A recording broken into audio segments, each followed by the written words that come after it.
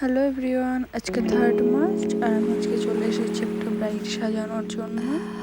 তো দেখো আমার ব্রাইড একদমই ছোট আর ও কোনো রকম পোজ দিতেও পারছে না। ফার্স্ট টেকেও হয়নি, সেকেন্ড টেকেও হয়নি এবং থার্ড টেকে একটা ভিডিও বানাতে পেরেছি লাস্ট। তো দেখো ওটা ছিল ওর বিফোর লুক আর ওর আই মেকআপটা হয়ে গেছিলো, প্লাস স্কিন প্রিপারেশনটাও আমি প্রায় করেই নিয়েছিলাম। তারপরে ভিডিওটা স্টার্ট করেছি।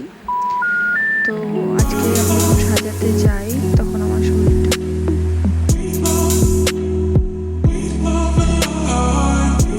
সাজাতে যাওয়ার কথা ছিল 4টের সময়। তো এতই শরীর খারাপ ছিল যে আমি আর 4টের সময় যেতে পারিনি। আমার রেডি হয়ে বেরোতে প্রায় 5টা বেজে গেছিলো। আর ওখান থেকে যাওয়ার পরে প্রায় আরও যখন টাইম লেগেছিলো, তো আধ ঘন্টা পৌনে 1 ঘন্টা পর আমি ওর লোকেশনে পৌঁছে গেছিলাম। তো আমার শরীর খারাপের জন্যই আমার যেতে লেট হয়েছিল। প্রায় 5-6টার দিক করে আমি ওখানে হয়তো পৌঁছে গেছিলাম। যাওয়ার পরে দেখি তখনও ব্রাইড গায়ে হলুদে জল সাজতে এগোতেই ব্যস্ত। তো আমি বেরিয়ে দেখছি রাস্তাতেই ও জল ভর্তি গিয়েছিল। তো রাস্তা থেকেই ওকে আমি আমার সাথে টোটোতে করে নিয়ে গেলাম। চলো তুমি বাড়ি, এখন সাজতে না বসলে আর সাজানো। তো যাই হোক, মোটামুটি 6টা বা 6টা 5টা সাজানো স্টার্ট করে দিয়েছিলাম। 6টা থেকে বসলে 8টার মধ্যে সাজানো কমপ্লিট হয়ে যায়। সেদিনকে আমার শরীরটা এতটাই খারাপ ছিল, সেই কারণে আমার একটু লেটই হয়ে গেছিলো। 8টা 15-20 হয়তো বেজে গিয়েছিল সাজাতে। তো ব্রাইড সাজাতে সবসময় 2 ঘন্টায় কমপ্লিট হয়ও না, কোনো টাইমে 2.5 ঘন্টা লেগেও যায় টাইম।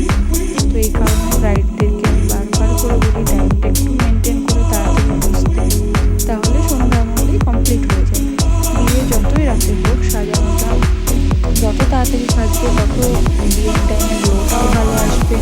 প্লাস তাছাড়াও সব লোকজন তো সন্ধ্যাবেলা থেকে আসা স্টার্ট করে দেয়। তো যত তাড়াতাড়ি পারবে তত তাড়াতাড়ি চেষ্টা করে একটু বসবে যারা ব্রাইড আছো।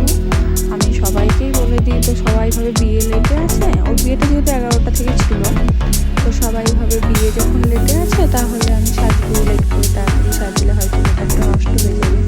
তো সবাইকে এটাই বলবো যে তাড়াতাড়ি সাজলে কোনো সময় সাজ নষ্ট হয় না। মেকআপের 40 মিনিট পর থেকে মেকআপ গ্লো করতে বেশি শুরু করে। তো এই মেকআপগুলো আমাদের খুব প্রফেশনাল মেকআপ থাকে, এগুলো যত টাইম যাবে তত গ্লো বেশি করবে, তত সুন্দর লাগবে। যে মেকআপ নষ্ট হয়ে যাবে এটা ভেবে কেউ লেট করে সাজতে বসো না। এই প্রবলেমটা অনেক জায়গাতেই হয়, আমি অনেকজনকেই বুঝিয়ে পারি না যে যত তাড়াতাড়ি সাজবে তত সাজটা ভালো হবে। প্লাস আমি যদি একটু বেশি টাইম পাই তো বেশি টাইম দিয়েও সাজাতে পারি। যত বেশি টাইম দিয়ে সাজানো হয় তত সাজানোটাও খুব সুন্দর হয়। আর যত কম টাইমে কি হয়, খুব তাড়াহুড়ো করে কাজটা করতে হয়। তো যাই হোক, ও লেট করে আসলেও সাজানোর সময় আমাকে একটু ডিস্টার্ব করেনিও।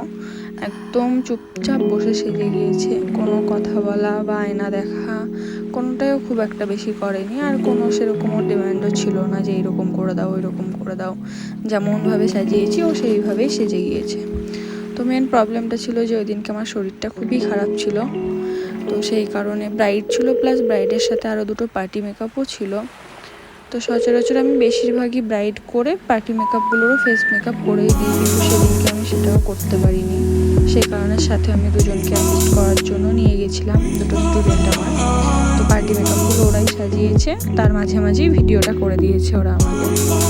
আর দেখো ব্রাইডের লুকটা কেমন লাগছে একটু জানিও সবাই।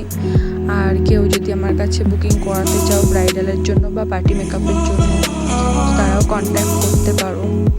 আর তাছাড়াও আমার নেক্সট ক্লাসও স্টার্ট হতে চলেছে খুব তাড়াতাড়ি। কেউ ক্লাসের জন্য জয়েন করলে আমার সাথে কন্ট্যাক্ট করে নিতে পারো। আমার পেজে বা প্রোফাইলে সব জায়গায় ফোন নাম্বার দেওয়া আছে, বা আমাকে সরাসরি তোমরা ফেসবুক বা ইনস্টাগ্রাম যেখান থেকে ভিডিও দেখছো সেখানেও, বা ইউটিউব যেখান থেকে ভিডিও দেখছো সেখানে কমেন্ট করতে পারো বা মেসেজ করতে পারো, যেটা তোমাদের সুবিধা মনে হয়। আমার শরীরটা খুব খারাপ ছিল সেদিনকে, সেই কারণে সাজাতে আমার একটু এনার্জি ছিল না সেদিন। কিন্তু আমার শরীর খারাপ বলে তো আমি ব্রাইডকে ছেড়ে দিতে পারি না। আমাদেরকে শরীর খারাপ ব্রাইডকে তো সাজাতেই হবে, কারণ বিয়ে বলে কথা সেদিন। তো আমার একটাই বুকিং ছিল সেই দিনকে, সেই কারণে অতটাও প্রবলেম হয়নি। কিন্তু অনেক সময় 2টো বুকিং থেকে যায়, তখন খুব প্রবলেম হয়ে যায় যদি ব্রাইডরা লেট করে বসে। তো একটাই যেহেতু আমার ব্রাইড ছিল, সেজন্য আমার সেদিনকে কোনো প্রবলেম হয়নি।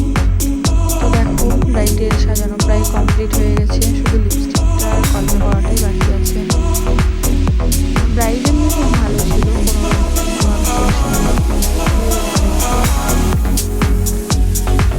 ওর ওপর কোনো এক্সপেরিমেন্টও করতে পারিনি আমি সেদিনকে। আর তো সচরাচর যেরকম হয়, ব্রাইড মানে রেড, তো আমি রেডই করে দিয়েছি সব কিছু। রেড শাড়ি পরেছি বলে রেড আই মেকআপ, আর রেড আর গোল্ডেনে আই মেকআপ করেছি। খুব একটা লাউড করিনি, সফটের মধ্যেই রেখেছিলাম।